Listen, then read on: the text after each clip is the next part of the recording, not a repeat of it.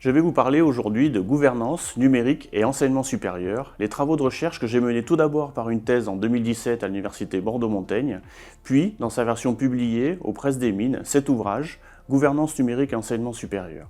Je suis de formation ingénieur en génie électrique, créateur d'un cybercafé en 1996, enseignant en technologie, puis sur les certificats Internet et informatique, les C2I.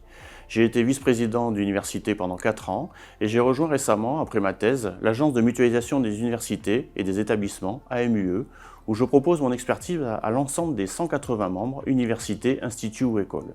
Tout ceci dans le cadre d'un groupement d'intérêt public. Mes travaux de recherche portent sur les dynamiques de mutation numérique dans les organisations publiques. Je suis aussi membre du comité scientifique d'hypothèse.org, hébergeur de ce blog public. Je m'appelle Bertrand Moquet.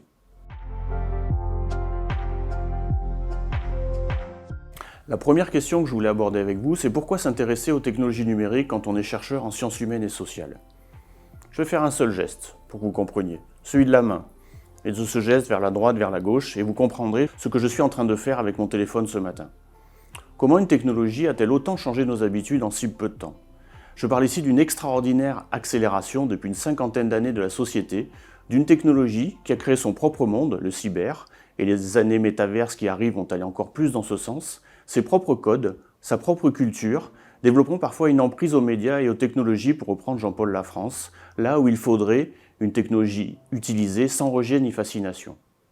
Cette situation est incomparable aux autres technologies, si bien qu'on emploie couramment des expressions comme transition numérique, transformation numérique, comme si la stabilité n'existait pas au niveau des technologies numériques. Puisqu'il y a autant d'emprises, il n'est pas acceptable qu'une partie de la population soit en dehors de l'usage. Je parle ici bien sûr de fracture numérique.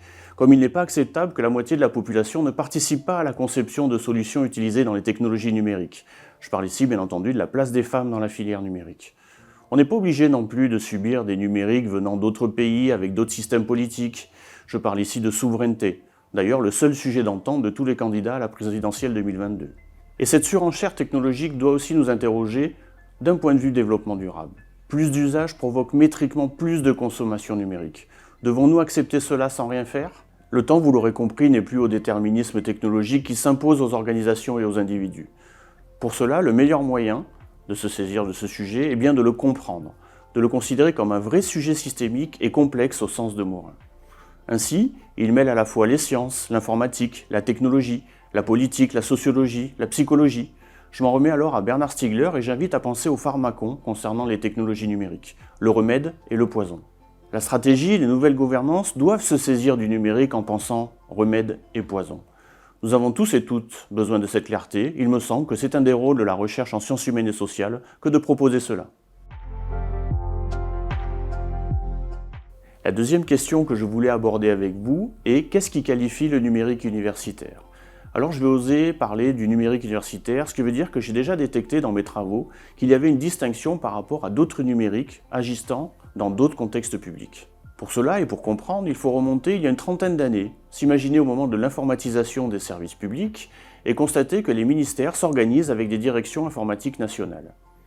Il se trouve que l'enseignement supérieur à la recherche ne va pas créer une direction nationale très jacobienne, mais va mettre en place, avec ses opérateurs, des universités, une opérationnalisation en créant des groupements d'intérêt public, Renater ou bien l'AMU où je travaille dorénavant.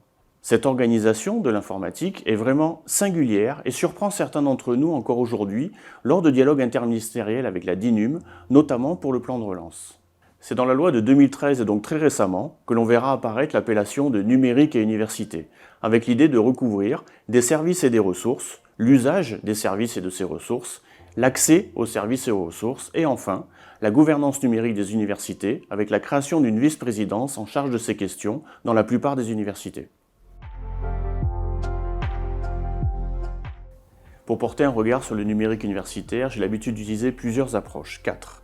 Et j'ai la chance de pouvoir m'immiscer dans plusieurs endroits en France, tel un ethnographe du numérique universitaire. La première est une approche fonctionnelle de politique publique.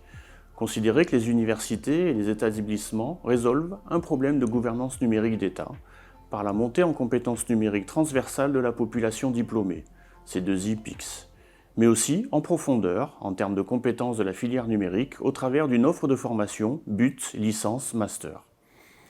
Elles agissent ainsi en tant qu'opérateurs de formation. mais elles agissent également sur la filière, et ce, au travers de l'innovation portée par les laboratoires de recherche rattachés aux universités. La systémique permet de clarifier la compréhension du numérique universitaire.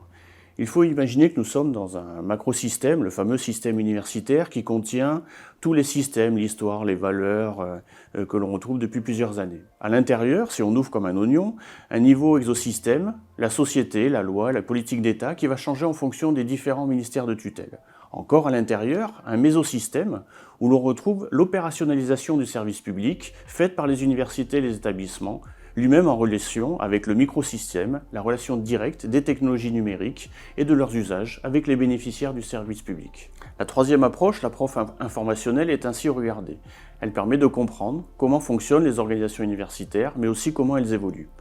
On constate des inversions de sens de l'information portées par le numérique, des mouvements de suggestion ou d'idées portés par les étudiants ou par les personnels vers la présidence, plutôt que des injonctions à évoluer portées de manière descendante. Enfin, je mobilise une approche stratégique du changement induit par l'arrivée du numérique à l'échelle de l'établissement.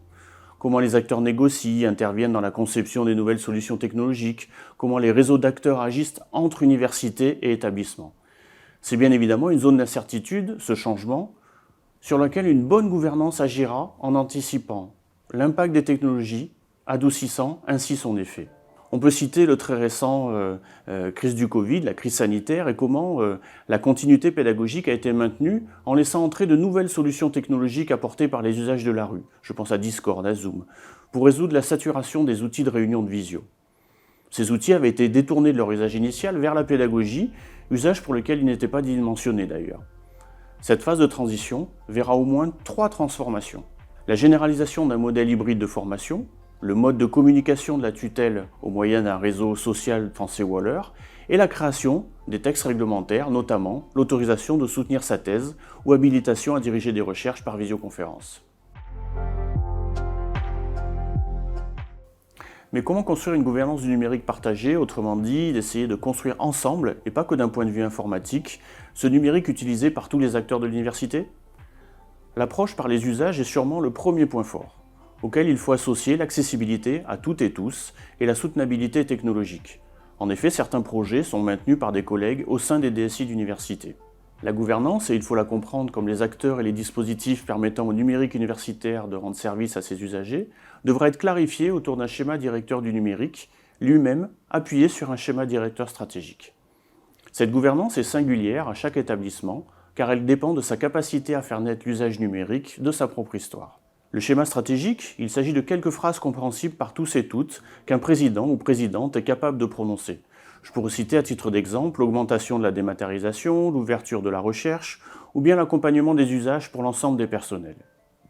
Il vient ensuite l'opérationnalisation au travers d'un schéma directeur du numérique qui prend la forme aujourd'hui plus de comitologie de décision, de suivi, une commission paritaire, d'un catalogue de projets, une constellation de projets par endroit, des observateurs des usages et une participation des métiers évidente. La DSI n'est plus la seule porteuse du changement relayé par les technologies numériques. Ce schéma directeur du numérique est à la fois le chemin de la transformation, sous la forme d'une feuille de route, suivie, pour accompagner les membres de l'université à une stratégie qu'ils adoptent, mais aussi une cible permettant à imaginer un numérique souhaité ou souhaitable, pouvant réorganiser l'établissement, et ainsi le transformer. En guise de conclusion, je voudrais vous partager qu'il est temps de mieux comprendre les interactions entre le numérique et nos organisations publiques, en gardant nos valeurs comme ligne de conduite. Les derniers textes de loi sur l'open source et la transparence des codes employés ou sur les données produites par les services publics vont tout à fait dans ce sens. Il est aussi temps de mettre davantage d'humain dans les dynamiques de mutation numérique à tous les niveaux, de la décision à la mise en œuvre, afin que nous puissions tirer bénéfice du remède et surtout pas du poison, porté par les technologies numériques, pour la modernisation de notre service public. C'est à nous tous d'être acteurs. On y va ?